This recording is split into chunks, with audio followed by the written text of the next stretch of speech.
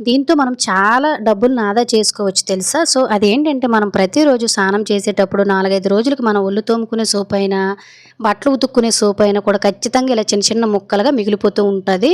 So, మనం దాన్ని ఎందుకు పనికిరాదని పడేస్తూ ఉంటాం గానీ, ఈ టిప్ తెలిసిన తర్వాత మీరు వీటిని పడేయడానికి 100 సార్లు ఆలోచిస్తారండి. ఒక మాస్క్ తీసుకొని, మాస్క్‌ని కట్ చేసుకొని ఇలా మిగిలిపోయిన సోపు ముక్కలు 1 గాని, 2 గాని వేసేసుకొని ఇందులో మీరు కావాలంటే కొంచెం బేకింగ్ పౌడర్‌ను కూడా చక్కగా వేసేసుకొని, ముందు వైపయితే మనము థ్రెడ్ అయితే ముందు కట్ చేసాం కదా మాస్క్‌కి, దాంతో పాటు ఈ విధంగా కట్ చేసేసుకొని, దీన్ని తీసుకొని వెళ్లి మనం బాత్రూమ్ వాడేటప్పుడు బ్యాక్ సైడ్ ఉండే చిన్న ఫ్లష్ ట్యాంకర్ అనేది ఉంటుంది కదండీ! దానిలో ఈ విధంగా పెట్టేసామనుకోండి, బాత్రూమ్ అనేది మనం ఎంత శుభ్రంగా ఉంచుకున్నా, బాత్రూమ్ వాడిన తర్వాత వాటర్ ప్రెస్ చేసేటప్పుడు విపరీతమైన స్మెల్ అనేది వచ్చేస్తుంది కదండీ! ఈ స్మెల్ అనేది రాకుండా, ఈ సోప్ అనేది కొంచెం కొంచెం కరుగుతుంది కాబట్టి, మనము బాత్రూమ్ వాడేసిన తర్వాత ప్రెస్ చేస్తే బాత్రూమ్ అనేది శుభ్రమైపోతుంది. మంచి స్మెల్ కూడా వస్తుంది. ఇటువంటి more and tips and tricks కోసం please follow my page. Thank you for watching.